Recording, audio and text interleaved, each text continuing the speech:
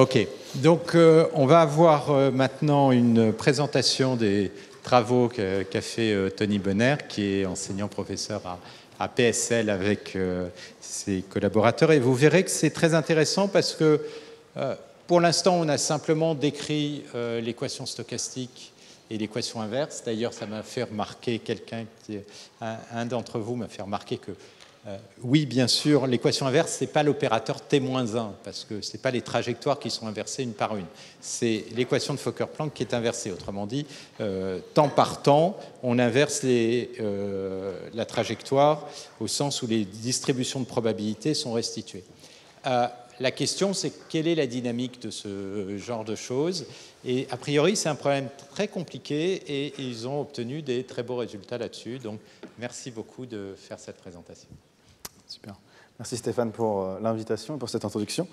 Donc, je suis très content de partager ici mes travaux au Collège de France dans ce lieu emblématique du partage de la connaissance. Donc, je vais vous parler en effet de la dynamique de génération de nouvelles données par les modèles de diffusion. Donc, je vais repréciser un petit peu les notations et le contexte, le cadre mathématique dans lequel je me situe juste après. Mais c'est des travaux que j'ai réalisés en collaboration avec divers acteurs. Donc, d'abord, Giulio Biroli, qui est professeur de physique théorique à l'École normale à Paris. Valentin de Bortoli, qui, je crois, a fait une présentation il y a quelques semaines, 2 semaines, de ses propres travaux sur notamment les ponts de Schrödinger en diffusion, qui est désormais à Google à Londres, et le professeur Marc Mézard, qu'on ne présente plus ici à Paris, qui est ancien directeur de l'ENS et qui est désormais à l'université de Bocconi à Milan, et donc également professeur de physique théorique. Donc on va voir les liens entre la physique et le machine learning ici un petit peu dans cette présentation. Donc l'objectif, ça va être de comprendre justement la dynamique de génération de cette équation ici différentielle que Stéphane a appelée le processus inverse ici. Quand on génère une nouvelle donnée, d'essayer de voir les différents régimes qui apparaissent et les différentes échelles de temps auxquelles ces différentes transitions vont apparaître dans un modèle assez simple de distribution de probabilité, un modèle de mélange de deux gaussiennes. Ensuite, on va essayer de généraliser ces résultats à des distributions plus générales que ça, et on va essayer de valider, à travers des expériences numériques, ces résultats et les échelles de temps qu'on trouve théoriquement sur des données réelles, si ça vous va. Donc, je vais commencer par un petit peu de contexte et de généralité sur l'IA générative, quelques motivations sur les modèles génératifs. Je suppose que si vous êtes assis ici, c'est que vous en avez suffisamment, mais bon, au moins ça va vous redonner un petit peu de contexte de comment c'est et où est-ce que c'est utilisé. Donc l'objectif, généralement, dans les modèles génératifs, c'est de trouver un modèle de la distribution de probabilité P0 qu'on observe à travers un ensemble de n points de données, que je vais noter des AMU ici. Donc mu, c'est l'indice de la donnée, et A, c'est juste un vecteur dans RD. On peut imaginer ça comme une image, une vidéo, un son, ce que vous voulez. Donc une image, on aurait mis tous les pixels à plat. Ce n'est pas très restrictif de considérer ça comme un vecteur dans RD, d'accord ? Nous, dans la première partie, on va considérer que ces AMU sont gaussiens, finalement, issus d'une distribution simple, mais on peut rendre ça plus général à n'importe quel type de signal, d'accord ? Et l'objectif auquel on va s'intéresser en particulier de l'IA générative, c'est la tâche d'échantillonnage, qui consiste à essayer de trouver des nouveaux échantillons issus de la loi P0, aussi réalistes que possible, aussi proches des distributions de la base d'entraînement, à partir d'un ensemble fini de taille n, ce qu'on appelle la taille de la base d'entraînement, d'observation d'échantillonnage de cette loi. Et donc, usuellement, ce qu'on fait, c'est qu'on essaie de partir d'une distribution qu'on sait échantillonner, ici par exemple un échantillon de la loi gaussienne. On utilise un modèle qui a été entraîné, qui transporte cet échantillon vers une loi compliquée. Ici, P0 serait, je ne sais pas, la loi de distribution associée aux images naturelles avec des animaux qui sont dessus, d'accord ? Il y a divers chemins qui ont été empruntés durant ces, je dirais, 10 dernières années en machine learning, plus ou moins de manière successful. Le premier, ça a été les auto-encodeurs variationnels, qui ont été introduits à partir de 2013, donc qui ont un peu une structure classique d'auto-encodeur, avec une structure qui encode l'information, un espace latent, ici représenté par Z, puis quelque chose qui essaie de décoder l'information, et globalement, cette chose-là, elle essaie d'apprendre la fonction identité. La différence des auto-encodeurs variationnels, VAE, aux auto-encodeurs classiques, c'est que l'espace latent, ici Z, est contraint de suivre une certaine distribution. Donc, par exemple, on peut dire que ces vecteurs de l'espace latent sont gaussiens. Donc, une fois qu'on a entraîné le modèle, eh bien, on peut utiliser, échantillonner cet espace latent, on sait échantillonner des gaussiennes, utiliser le décodeur et remonter à des nouveaux échantillons de la loi de proba P0. La deuxième famille de méthodes qui a été proposée un petit peu plus tard, en 2014, par Goodfellow et al. Et collaborateurs, c'est les méthodes adversariales, où on a avec à leur tête les GAN, les Generative Adversarial Networks, qui je crois ont été présentés par Stéphane durant les premiers cours, dans lesquels on a deux réseaux de neurones, un générateur qui essaie de partir d'une image qui ressemble à peu près à ça, donc un bruit gaussien, et de trouver le transport qui permet de trouver, d'échantillonner la loi P0 ici, la loi compliquée. Et le deuxième réseau de neurones, lui, le discriminateur, ici à gauche, essaie de discriminer entre les échantillons qui sont issus du générateur et les vrais échantillons qui sont issus de P0. Donc on se retrouve avec un problème d'optimisation min-max comme ça, où les deux réseaux sont en compétition finalement, et dont l'optimum théorique en tout cas, est censé mener à un générateur qui échantillonne effectivement la loi P0.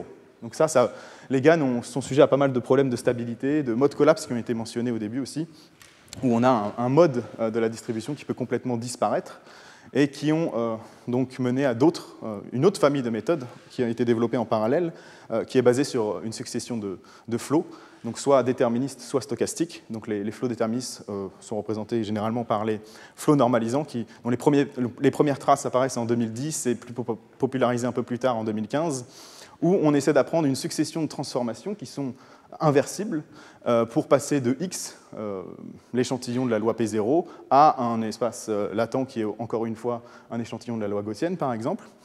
Et ensuite, on utilise le fait que cette transformation est inversible pour retourner à un échantillon de la loi compliquée. Donc si on a appris cette chose-là, cet ensemble de transformations, et qu'elles sont inversibles, alors on peut échantillonner cet espace latent et repasser à un échantillon de la loi compliquée. Okay. Et la dernière famille de méthodes, c'est les modèles de diffusion, qui sont... peut-être c'est important, on ne va pas l'utiliser dans cette présentation, mais de préciser que toutes ces méthodes ne sont pas vraiment orthogonales. Donc les GAN sont un petit peu à part, mais les auto-encodeurs variationnels, les flots normalisants et les modèles de diffusion, finalement, on peut les voir sous un framework un peu identique, où les modèles de diffusion seraient vus comme des cas particuliers de flots normalisants et d'auto-encodeurs variationnels. Donc ce n'est pas non plus des approches qui sont complètement à l'opposé, d'accord ? Et c'est marrant, intéressant de voir qu'il y a des liens mathématiques, des ponts entre ces différentes approches. Donc je vais préciser juste derrière le framework dans lequel je me place pour les modèles de diffusion, qui ont été introduits en 2015 par un papier un peu de physique statistique hors équilibre par Solzigstein et popularisé un peu plus tard par notamment les travaux de Jonathan Ho, Yang Song et des gens comme ça à partir de 2020. Et depuis 2020, c'est vraiment la méthode, les modèles de diffusion, qui est utilisée, qui bat tous les benchmarks en termes de génération, de qualité de génération d'images, de sons, de vidéos. Donc vous connaissez peut-être des succès industriels comme Sora pour la génération de vidéos, Midjourney, DALL-E par OpenAI ou des choses comme ça. Et donc justement, cette image-là, en fait, c'est le résultat d'un échantillonnage issu de DALL-E version 3. Donc là, la tâche est un petit peu différente que ce que j'ai présenté juste avant, parce qu'on n'essaie pas d'échantillonner à partir de bruit directement une image, enfin si, mais de manière conditionnelle, d'accord ? Conditionnée par un texte qui est donné par un utilisateur, ce qu'on appelle souvent un prompt.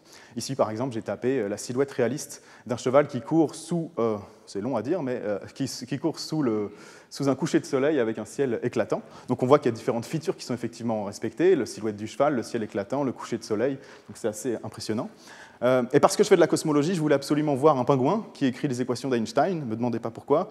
Vous voyez qu'il y a effectivement un pingouin, il ressemble à Einstein, même si je ne l'ai pas explicitement demandé dans le prompt, et il est en train d'écrire des équations un petit peu, avec des symboles un petit peu obscurs pour moi, mais bon, les features sont effectivement là dans l'image. Et enfin, l'un des sujets de cette présentation, la physique et le machine learning. Encore une fois, la physique représentée, je pense, par ces équations au tableau, dont certaines ne sont pas vraiment de sens, et le machine learning, qui sûrement est représenté par cette image, ce cerveau qui est au centre ici de l'intelligence artificielle. Donc ça, c'est un exemple d'application industrielle, commerciale, ou assez grand public, d'accord ? Mais l'IA générative a aussi des applications en sciences, avec une en particulier qui m'intéresse particulièrement, c'est l'émulation, ou en tout cas l'accélération de simulations en cosmologie. Donc ce que vous voyez là, en fait, c'est une coupe 2D d'une simulation 3D de la distribution de matière dans l'univers à très grande échelle. Donc pour vous donner une idée de l'échelle, notre galaxie tout entière, à cette échelle-là, ce serait juste un point dans cette image, d'accord ? Donc on a des échelles qu'on appelle cosmologiques, et cette distribution, on appelle la toile cosmique. Donc c'est cette structure en toile d'araignée sur laquelle se porte finalement la distribution de matière à très grande échelle. Et cette distribution, les astrophysiciens l'étudient pour essayer de contraindre nos modèles mathématiques de l'univers, en proposer des nouveaux, et aussi trouver les paramètres de ces modèles mathématiques. Donc, avec des méthodes statistiques, et on a besoin de beaucoup de ces simulations qui sont très coûteuses et très longues à générer. Ici, par exemple, une très haute résolution de ces simulations, ça prend plusieurs mois sur un supercalculateur. Donc il y a un certain enthousiasme autour de l'IA générative, de est-ce qu'on peut accélérer ou complètement émuler ce type de simulation en utilisant des modèles de diffusion, par exemple, ou d'autres modèles génératifs, pour accélérer ce type de processus. Donc on peut faire ça de manière non conditionnelle, directement à partir du bruit, essayer de générer une nouvelle simulation, ou de manière conditionnelle, en se disant par exemple que les simulations de basse résolution, c'est quelque chose qu'on sait faire à peu près à moindre coût, et donc ensuite on pourrait utiliser un modèle génératif qui apprend les simulations de haute résolution qui correspondent à ces simulations de basse résolution, qui sont des travaux qui ont déjà été entamés il y a plusieurs années. Donc ça, c'est un exemple en cosmologie. Bien sûr, ça a d'autres applications dans d'autres champs de la physique où on a besoin de générer des champs 2D ou 3D, mais également en chimie, pour la génération de molécules 3D, par exemple, en biochimie, où on peut utiliser ça pour découvrir des nouveaux médicaments ou des choses comme ça. Donc ça, c'était pour vous donner un peu de motivation supplémentaire, si vous n'en aviez pas assez, pour travailler sur ce type de modèle génératif. Maintenant, je vais me concentrer plus précisément sur les modèles de diffusion, donc que Stéphane a représenté au début du cours, donc je le remercie. Les modèles de diffusion fonctionnent en deux étapes, essentiellement. Une première étape, ce que je vais appeler l'étape de bruitage en français, ou forward process en anglais, dans laquelle l'idée, c'est de prendre une donnée, AMU, donc je vous rappelle qu'AMU, c'est un vecteur, une de mes données, et de dégrader progressivement sa structure jusqu'à obtenir un bruit. Et pour faire ça, on utilise un processus stochastique qu'on appelle d'Ornstein-Uhlenbeck, qui a cette forme-là. Donc on a un premier terme ici qu'on appelle le drift, qui est linéaire, et un deuxième terme de bruit ici. Donc peut-être que pour ceux que ça horrifie, cette chose-là, le dexité, c'est le racine de 2 fois la mesure du mouvement brownien, dBT. C'est des notations un peu de physiciens ici, mais OK. Et donc, on a ces deux termes. Vous pouvez voir ça un petit peu comme une équation de Langevin avec juste un potentiel quadratique pour les physiciens. C'est un peu la trajectoire la plus simple à laquelle on peut penser après le mouvement brownien qui aurait juste ce deuxième terme ici, et on enlève complètement le premier. Donc là, on a un terme de mémoire supplémentaire qui dépend de la condition précédente, de l'état précédent du système. Et la condition initiale de ce type d'équation, c'est généralement la donnée elle-même. Okay, et le bruit, je vais tout le temps le considérer gaussien dans cette présentation. Et donc, en utilisant les résultats classiques de calcul stochastique, par exemple la formule d'Ito, on peut exprimer la solution de cette équation différentielle stochastique. Donc, x au temps t, la donnée bruitée au temps t, on peut l'exprimer comme la somme de deux contributions. Une première qui est la donnée atténuée par un facteur exponentiel moins t, et une seconde contribution qui est la contribution du bruit ici, xi c'est juste un vecteur gaussien, avec une certaine variance que je vais appeler delta t dans cette présentation, qui est 1 moins exponentielle moins 2t. Et donc, si on regarde cette équation, effectivement, si on met t à 0, on retrouve la donnée elle-même. Et si on met t, à mesure que t grandit, alors on a le facteur qui va ici croître. Ici, on voit que la variance va croître du bruit. Donc, on est en train d'atténuer la donnée, d'ajouter de plus en plus de bruit à mesure que t grandit. Quand on met t vers l'infini dans cette équation, on voit que ça tue complètement le premier terme, on trouve une variance de 1, et on a xt égale xt directement, donc on obtient juste un échantillon de la loi gaussienne. Donc ce qu'on a défini avec cette équation, c'est simplement un transport de la loi de probabilité P0 compliquée. Donc ici, par exemple, une image de salle de conférence. À t égale 0, je retrouve exactement ma donnée. À mesure que t grandit, j'atténue ma donnée, j'ajoute du bruit. Et quand t est suffisamment grand, en pratique d'ordre 1, ces choses-là c'est exponentiel, donc quand t est d'ordre 1, je vais avoir complètement tué toute structure dans ma donnée et obtenir juste un échantillon de ma loi gaussienne, de mon bruit. Donc pour l'instant, peut-être que vous vous dites que ce n'est pas très intéressant ce que je suis en train de faire, parce que j'ai juste défini un transport entre une loi compliquée, avec une image qui avait une structure ici, vers une loi pas compliquée qu'on sait générer, alors que c'est l'opposé ce qu'on veut faire. Donc, toute l'idée des modèles de diffusion, c'est dans la deuxième étape ici, le backward process, que je vais appeler le processus inverse, dans lequel on essaie de faire l'opposé. On essaie de partir d'une donnée, cette fois-ci de la distribution simple qu'on sait générer, la gaussienne, et qu'on essaie de remonter à la distribution compliquée P0. Et donc pour faire ça, Stéphane l'a rappelé au début du cours, il y a un théorème de Anderson qui nous dit, 1982, qui nous dit que c'est tout à fait possible avec une équation différentielle stochastique qui a un peu la même forme que ce que j'avais précédemment. Vous reconnaissez ici le terme de drift linéaire, ici le terme de diffusion, Alors peut-être que je peux préciser, le grand T moins T ici, grand T, c'est un horizon temporel pour lequel on a un bruit gaussien avec le processus précédent, d'accord? Et donc là, si vous voulez, la flèche du temps est inversée dans ce type d'équation. Donc on retrouve un peu le même style d'équation qu'on avait précédemment, mais avec un terme supplémentaire ici, qui est la fonction score, qui est le gradient sur x du log de la probabilité des données bruitées au temps t de mon échantillon bruité, d'accord? Donc ça, c'est super, parce que ça nous dit que si on part, cette fois-ci, d'un échantillon de la loi simple, la loi gaussienne, ici dans mon cas, qu'on remonte le temps, par exemple en discrétisant cette équation en utilisant les méthodes de Maruyama, eh bien on peut remonter ça, si on connaît cette fonction score, et obtenir, ici par exemple en partant d'un nouveau bruit, une nouvelle image d'une autre salle de conférence, un t égale 0, qui suit la loi de probabilité P0. Un autre moyen de vérifier ça, c'est de prendre cette équation, d'utiliser l'équation de Fokker-Planck et de vérifier que, effectivement, la distribution stationnaire associée à cette équation différentielle stochastique, c'est bien la loi P0. D'accord ? Donc, on a transformé un petit peu le problème d'échantillonnage qu'on avait au début en un problème d'estimation de fonction, parce que bien sûr, cette fonction-là, on ne la connaît pas. C'est le gradient du log de la probabilité. Donc la probabilité des données, on ne la connaît pas, sinon on ne serait pas en train de faire tout ça, d'accord? Et donc le gradient du log de cette proba, on ne la connaît pas non plus. Donc cette fonction f, on ne la connaît pas en pratique, d'accord? Mais si on la connaissait, en tout cas, on pourrait théoriquement remonter comme ça, discrétiser cette équation et remonter à des échantillons de la loi P0. Donc on a transformé le problème d'échantillonnage en un problème d'estimation de fonction, pas forcément beaucoup plus simple, hein, fonction, c'est une régression en très grande dimension, d'accord? Mais pour faire ça, on peut utiliser des réseaux de neurones qui essaient d'approximer cette fonction, c'est un peu ce que Stéphane a dit, qui sont les travaux initiés en 2020 à partir de ceux de Jonathan Ho et Yang Song, par exemple. Okay, donc utiliser des réseaux de neurones pour approximer cette fonction et remonter au score, et ensuite plugger dans cette équation pour générer des nouvelles données, d'accord? Et donc notre objectif, nous, dans cette présentation, ça va être justement d'étudier cette dynamique backward, cette dynamique du processus inverse, pour essayer, dans une configuration un petit peu particulière, pour essayer de différencier différentes phases qui existeraient lors de la génération. Donc on va se mettre dans une configuration précise, d tend vers l'infini, donc là, le nombre de pixels, si vous considérez les images, est très grand, d'accord? Le nombre de données que je considère est aussi très grand, donc dans ma base de données, j'ai un nombre infini de données. Avec un scaling que je vais préciser un petit peu plus tard dans la présentation. Et je suppose aussi que j'ai accès exactement à la fonction score empirique, d'accord? Donc celle qui est donnée par mon ensemble de jeux de données. Si vous voulez, on n'entraîne pas de réseau de neurones, dans cette première partie en tout cas.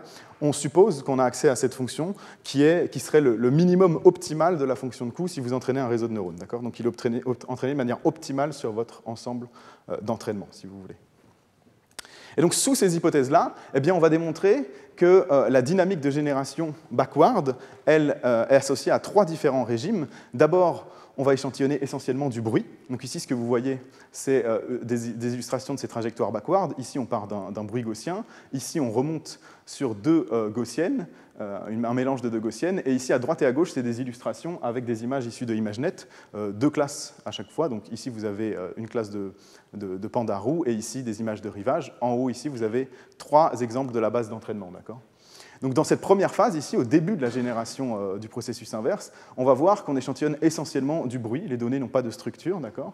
Et ça va être vrai jusqu'à un premier temps que je vais appeler le temps de spéciation, à partir duquel, finalement, les données vont avoir vont commencer à construire leurs features, et surtout, la classe de l'échantillon va être scellée.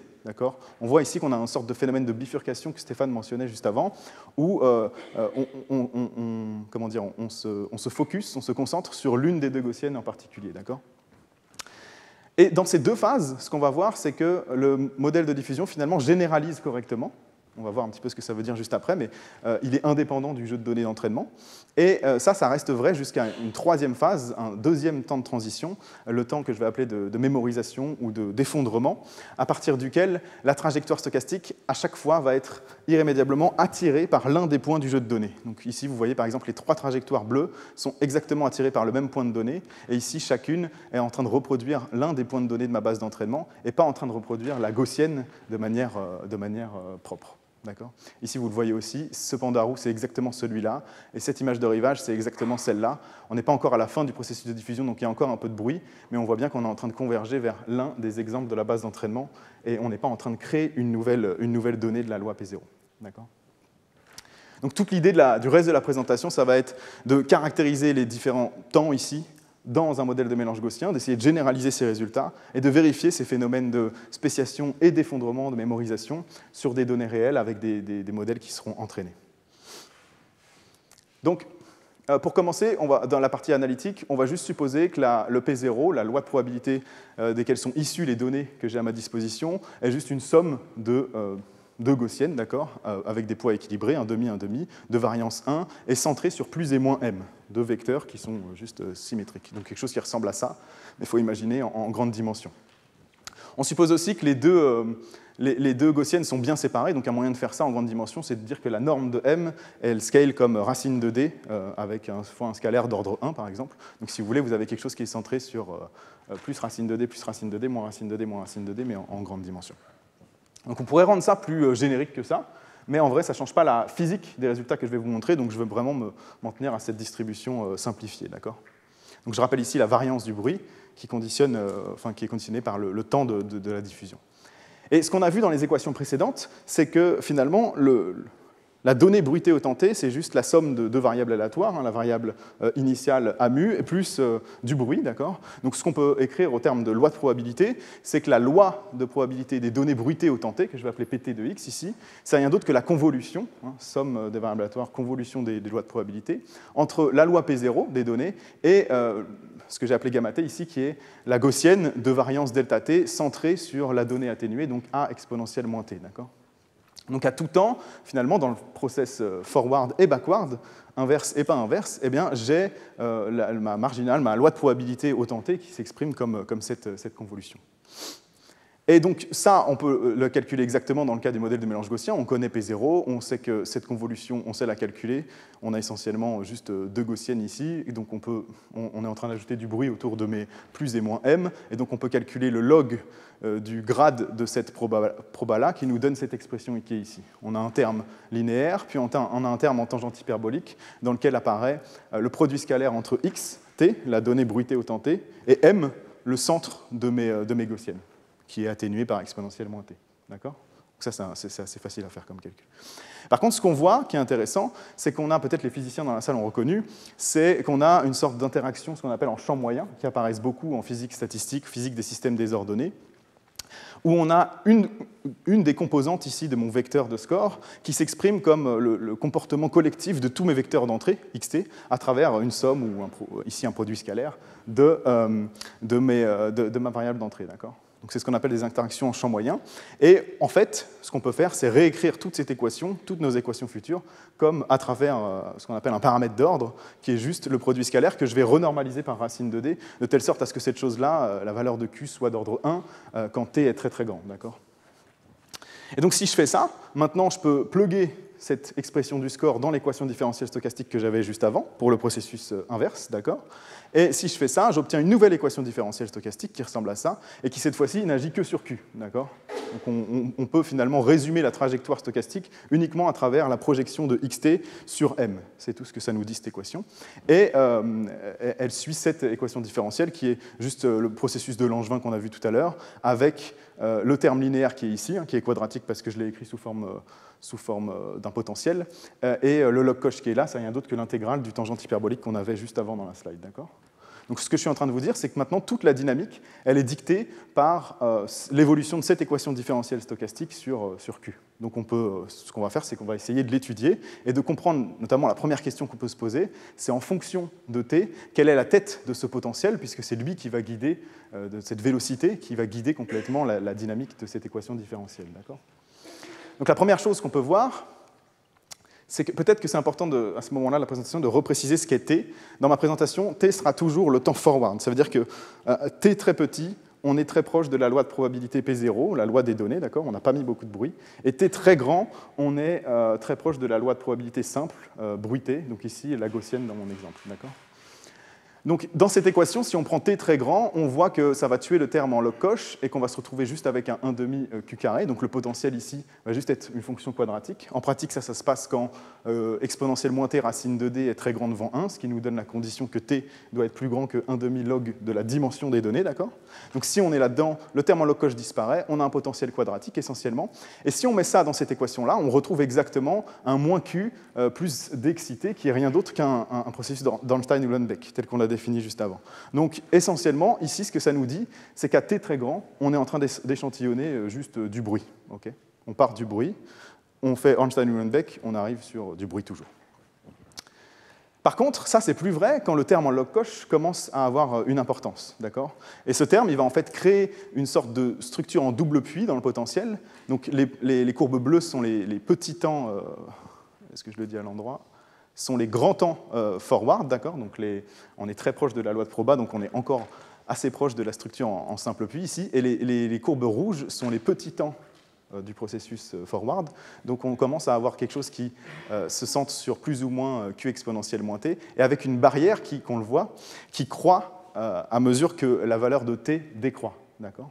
Et c'est l'existence de cette barrière et la croissance de cette barrière qui en fait va empêcher de passer d'un puits à l'autre de cette distribution. Donc on pourrait passer d'un puits à l'autre à cause du bruit qui se trouve ici, par exemple, mais au bout d'un moment, cette barrière va être tellement haute que le bruit thermique qui est dans cette équation ne va pas nous permettre de changer de signe pour Q. Et je vous rappelle que Q, c'est le produit scalaire entre xt et m, donc ça définit un petit peu la classe qu'on a décidé de suivre, d'accord ? Donc si Q est positif, on a décidé de se centrer sur plus m, et si Q est négatif, on a décidé de se centrer sur moins m. Donc ici, ce que ça nous dit, c'est qu'au bout d'un moment, en dessous de cette valeur, eh bien, finalement, on va avoir décidé de la classe et plus jamais pouvoir en sortir de ce puits par cette équation différentielle stochastique. Donc on est en train finalement de exactement définir ce qu'on a appelé la transition de spéciation en référence à l'écologie, et qui se produit donc en cette transition entre simple puits et double puits dans le potentiel de cette équation différentielle, et qui se produit sur une échelle de temps qui est d'ordre 1,5 log de la dimension. Donc là, on a réussi à comprendre ce qui se passe dans cette première transition. Ce régime-là, on génère essentiellement du bruit, on a un potentiel quadratique. Ce régime-là, on a des structures qui commencent à se former, on le voit ici, qui sont relatives au jeu de données. Et la classe, surtout, va être scellée, va être décidée, et on ne pourra plus changer de classe à partir de ce temps de spéciation ici. Donc si on regarde un petit peu ce qui se passe pour Q quand on est en dessous, en deçà de ce temps de spéciation, finalement, il diverge. Parce que le produit scalaire ici va être d'ordre d, donc on a d sur racine de d qui diverge vers plus ou moins l'infini en fonction du signe qui a été choisi. Donc est-ce qu'on est aligné sur plus m ou moins m finalement. Et si on met ça dans les équations, eh bien on se retrouve avec cette équation différentielle stochastique pour x, pour la trajectoire qu'on est en train de générer, qui est exactement l'équation différentielle qu'on aurait si on échantillonnait une gaussienne centrée sur plus ou moins m. Donc ce qu'on est en train de dire, c'est qu'ici, finalement, dans ces deux régimes, surtout dans celui-là, le vert, on est en train d'échantillonner exactement ce qu'on est censé échantillonner, c'est-à-dire la gaussienne, mais bruitée au temps t, d'accord ? Donc on généralise correctement. Maintenant, la question, ça va être quand est-ce que ça, c'est plus le cas, pour essayer de trouver cette deuxième transition et cette troisième phase. Donc, en fait, ce qui se passe, c'est que dans les régimes 1 et 2, la loi de probabilité empirique, donc qui est la somme des Dirac centrés sur les données, si vous voulez, d'accord, bruitée au temps t, donc convoluée avec la gaussienne que j'ai montrée tout à l'heure, elle approxime plutôt bien la vraie loi de probabilité sous-jacente, qui, elle, serait la convolution de la gaussienne avec P0, la vraie loi des données. Mais par contre, c'est plus vrai dans le régime 3. Un moyen de voir ça, c'est de considérer un échantillon X qui est obtenu à partir du bruitage du premier exemple de ma base de données. Donc c'est A1 exponentielle moins t plus racine de delta t fois le bruit, d'accord ? Et si j'écris la proba empirique de ce point-là, donc elle va être proportionnelle, il y a un facteur de normalisation, à un premier terme qui est celui qui correspond à l'exponentielle de la donnée bruitée au temps t, et qui se rattache à A1, du coup, mon premier exemple de ma base d'entraînement, dans lequel apparaît cette distance entre x et A1, d'accord ? Puis la somme sur tous les autres points de ma base d'entraînement, qui apparaît comme une somme d'une exponentielle de ce que je vais appeler une énergie effective, dans laquelle apparaît donc la distance de x au temps t, et la donnée A mu, donc différent de 1, exponentielle moins t, atténuée par mon facteur exponentiel moins t, d'accord ? Et donc, si on essaie de comprendre un petit peu ce que veut dire ce premier terme et ce second terme, finalement, si on prend le gradient du log de cette quantité-là, eh bien, ce premier terme, il crée un terme qui vous attire vers A1 exactement. Si vous prenez le log puis le gradient de ces choses-là, vous avez un terme que vous pouvez mettre dans l'équation différentielle qui va vous attirer exactement vers A1. Par contre, ce deuxième terme, on ne sait pas exactement ce qu'il fait, et il y a des résultats en physique statistique, donc ça, c'est ce qu'on appelle notamment une manifestation du modèle à énergie aléatoire qui a été introduit par Bernard Derrida en 1980 et qui est encore utilisé aujourd'hui dans, par exemple, des problèmes de machine learning à mémoire associative ou des choses comme ça, qui a été introduit dans un contexte de physique des verres de spin en physique statistique, et qu'on peut montrer finalement qui se concentre quand n et d sont suffisamment grands. Donc se concentre, ça veut dire que cette chose-là, cette somme, commence à bien être approximée par sa moyenne, si vous voulez. Donc c'est un phénomène de concentration qu'on retrouve souvent dans les probas en stats en grande dimension, hein, comme en physique statistique par exemple. Donc quand n et d sont grands, la morale, c'est que ce terme-là, finalement, il se concentre bien autour de sa moyenne et il est indépendant du jeu de données. Donc finalement, maintenant, tout le jeu, ça va être de comprendre quand est-ce que c'est le premier terme qui va dominer la loi de probabilité. Et si c'est le cas, je vais avoir un terme de mémorisation, puisque je vais être attiré vers A1. Et quand est-ce que c'est le second terme à quelle valeur de t, c'est le second terme qui domine la loi de probabilité, auquel cas je vais être attiré par quelque chose qui est indépendant du jeu de données, comme je viens de le dire. Et donc, je vais avoir de la généralisation. D'accord ?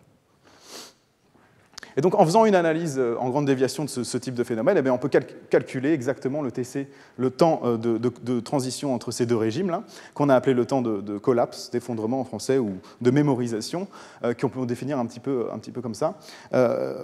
L'expression exacte n'est pas très importante, mais ici, ce qui est important, c'est de comprendre exactement ce que représente TC. C'est un comportement qu'on ne veut pas voir en pratique. C'est-à-dire que TC, c'est le début d'une phase dans laquelle on est en train d'être attiré par un point du jeu de données, et à la fin du processus, on va juste être en train de reproduire ce point du jeu de données. D'accord ? Donc c'est quelque chose qu'on ne veut pas voir en pratique quand on entraîne ce type de modèle, à part si on essaie de faire des modèles de mémoire, donc des applications très particulières de ce type de modèle en machine learning. Donc si on veut pousser TC à 0, eh bien, ce qu'il faut faire avec cette équation, c'est avoir un nombre de données, n, qui croît exponentiellement avec la dimension du problème. Donc c'est une manifestation assez claire de ce qu'on appelle la malédiction de la dimension, qui a déjà été vue plusieurs fois en machine learning supervisé, à l'exception faite qu'ici on est dans un contexte non supervisé. Donc pour éviter cette mémorisation, ce que ce résultat nous dit, c'est qu'on doit avoir un n qui est exponentiel de d. Donc un nombre très très grand de données pour ne pas mémoriser. Je reviendrai sur des perspectives de ce résultat juste à la fin. Donc pour l'instant, tout ce qu'on a fait, ça vaut pour le mélange de deux gaussiennes. Est-ce qu'on peut rendre ça plus général pour des distributions qui ne sont pas P0, qu'on ne sait pas forcément calculer, par exemple, et qui ne sont surtout pas des mélanges de gaussiennes? Donc la réponse, c'est oui.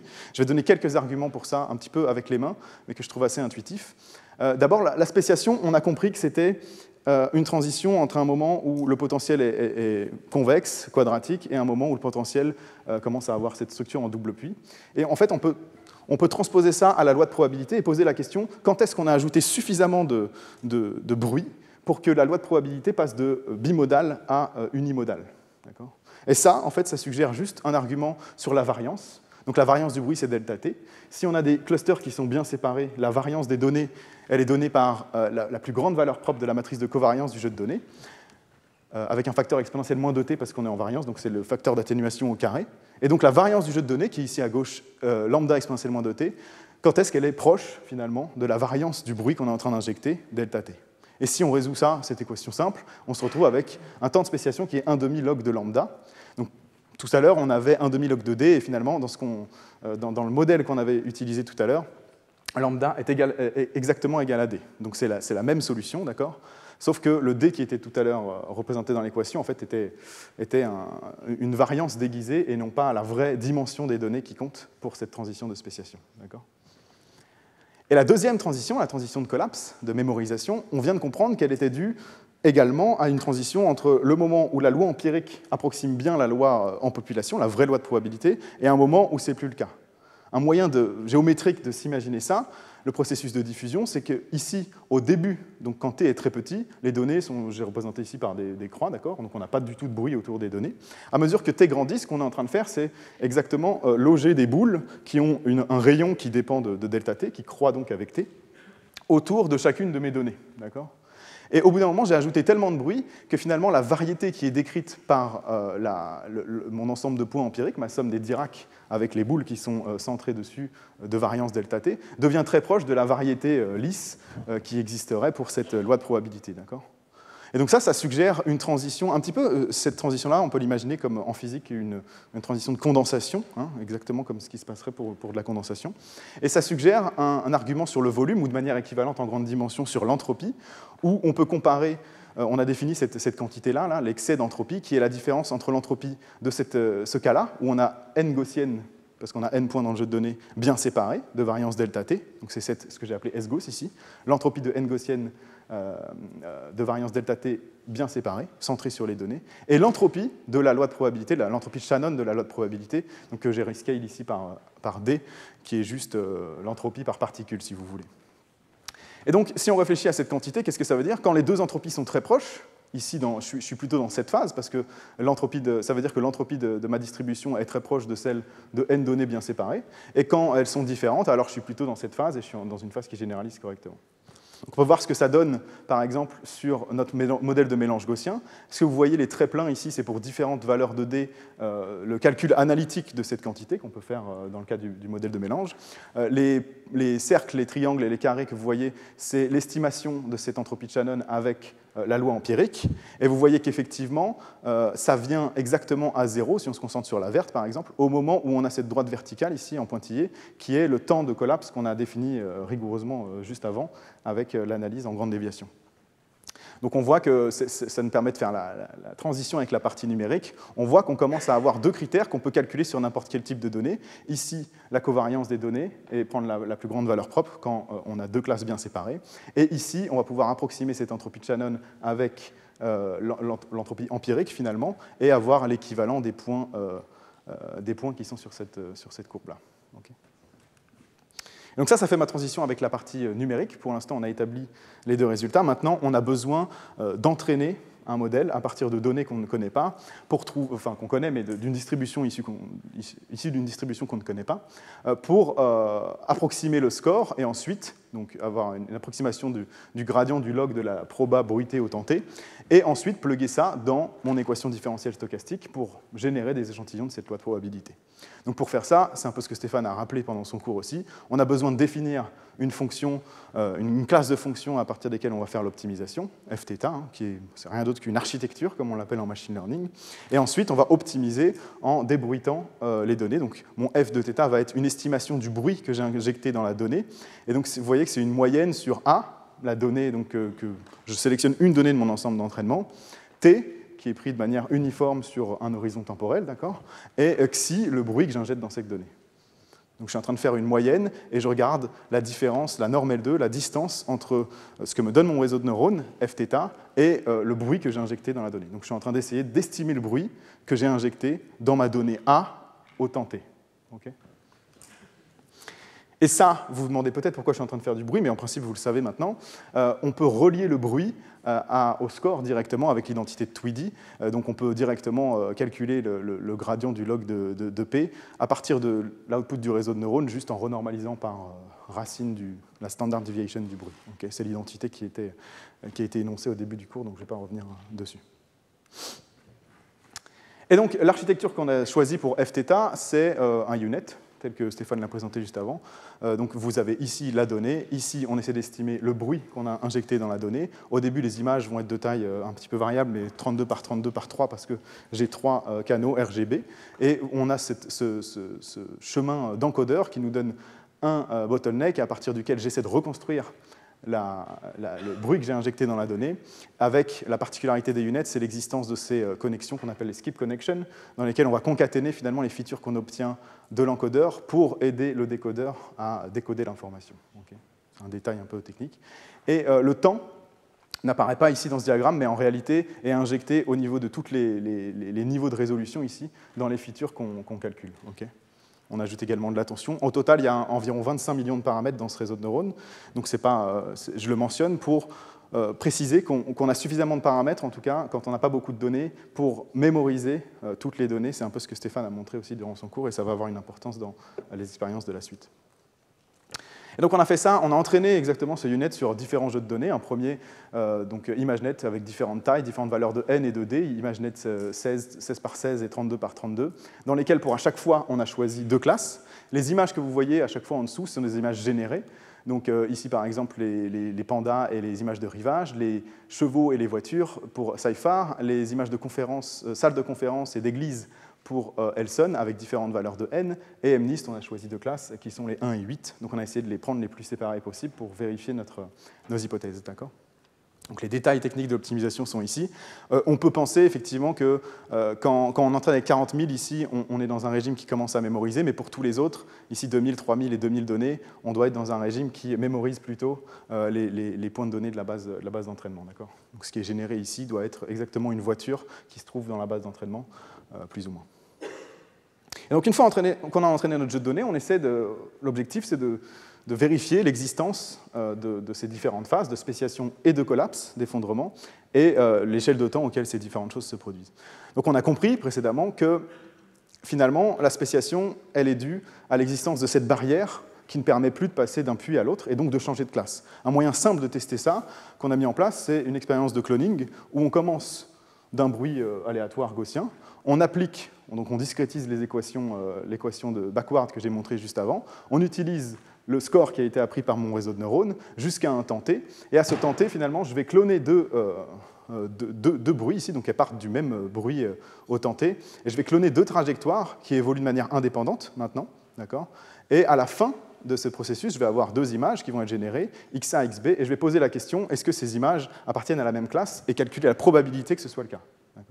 Donc l'idée derrière cette expérience, c'est que si on est à très grand temps, alors on a le processus qui est, le potentiel pardon, qui est quadratique, donc je vais pouvoir changer de classe, je vais avoir cette probabilité qui va être 1,5 si j'ai 2 classes, d'accord ? Et par contre, si je suis très proche, en dessous en tout cas, du temps de spéciation, eh bien je vais avoir cette probabilité qui va être exactement 1 parce que je ne pourrai plus changer de classe dû au bruit thermique qui se trouve dans mon équation différentielle. Okay ? Et donc on peut vérifier cette expérience sur les modèles de mélange gaussien, encore une fois. Donc ici, vous avez la même chose que tout à l'heure. Le trait plein, c'est la calcul analytique de cette probabilité qu'on peut faire exactement dans ce cas-là. Pour différentes valeurs de D, les points, ce sont les résultats de cette expérience numérique. Et ici, j'ai rappelé que j'ai renormalisé l'abscisse par TS. Donc quand ça passe exactement à 1, ça veut dire qu'on est exactement sur le temps de transition tel que je l'ai défini avant, donc 1,5 log de D. Et voilà, donc on voit la transition entre 0,5 et 1 qui se produit à mesure que D grandit, ici si on fait une analyse en taille finie, exactement sur le temps de spéciation qu'on a prédit. Donc ici, pas de surprise, la théorie marche bien, en tout cas sur le modèle de mélange gaussien, c'est rassurant déjà. Maintenant, qu'est-ce qui se passe sur les vraies données ? Donc ici, on avait eu besoin d'entraîner un classifieur, parce que pour les modèles de mélange gaussien, on peut calculer analytiquement si, juste en calculant la projection de x sur m et moins m, eh ben, je peux savoir quelle classe c'est. Ici, j'ai besoin d'un modèle qui me définit la classe. Donc pour ça, on a entraîné un ResNet 18 avec pré-entraîné sur ImageNet et qu'on a réentraîné sur chacun de ces jeux de données indépendamment. Et on obtient ce type de courbe qui montre que, donc ici j'ai rescale encore une fois par TS, cette fois-ci qui est 1,5 log de lambda, qu'on a évalué sur chacun des jeux de données, d'accord ? Et donc là, les traits pleins ne sont pas du tout des courbes analytiques, hein, c'est juste une interpolation linéaire entre les points. Et vous voyez que ça valide un petit peu l'expérience, en tout cas le phénomène de spéciation, sur des jeux de données réels et sur des timescales qui sont en accord, en tout cas à 15% près, avec ce qu'on a prédit théoriquement. Donc cette erreur, je pense qu'elle peut être due à plusieurs choses, hein, notamment si les jeux de données ne sont pas bien séparés, les deux clusters ne sont pas bien séparés, alors cette approximation ne va pas forcément être idéale. Ici, on a peut-être une erreur dans la généralisation du ResNet et des choses comme ça. Maintenant, la transition de collapse, on a vu que on pouvait l'étudier à travers la différence entre 2 entropies que j'ai explicitées ici. La première entropie qui est S-Gauss, que j'ai appelée S-Gauss, qui est l'entropie de n gaussienne bien séparée, d'accord, divisée par D, et l'entropie de Shannon divisée par D aussi de la distribution de probabilité empirique. Et pour faire ça, pour étudier ce temps de collapse finalement numériquement, eh bien, on peut faire exactement la même expérience de clonage, sauf que cette fois-ci, on ne pose pas la même question à la fin des 2 trajectoires. On se demande, est-ce que XA et XB ont collapsé, se sont effondrés sur le même point de données ? Si je suis au-dessus du temps de collapse, alors ce ne sera pas le cas, et si je suis en dessous, alors ce sera le cas. Et donc, voici ce que nous donne cette expérience. Donc, en trait pointillé, vous avez l'estimation qui est donnée par l'expérience de clonage précédente. Okay, et en trait plein, avec les barres d'erreur, vous avez l'estimation de cette quantité, l'excès d'entropie. Vous voyez qu'elle va effectivement à 0, exactement au moment où on a défini ce temps de collapse, qui valide encore une fois l'existence de ce phénomène sur des données réelles, avec des UNet qui ont été entraînés sur des modèles. Donc ici, Elson, bien sûr, c'est le Elson avec les 200 données et pas les 40 000.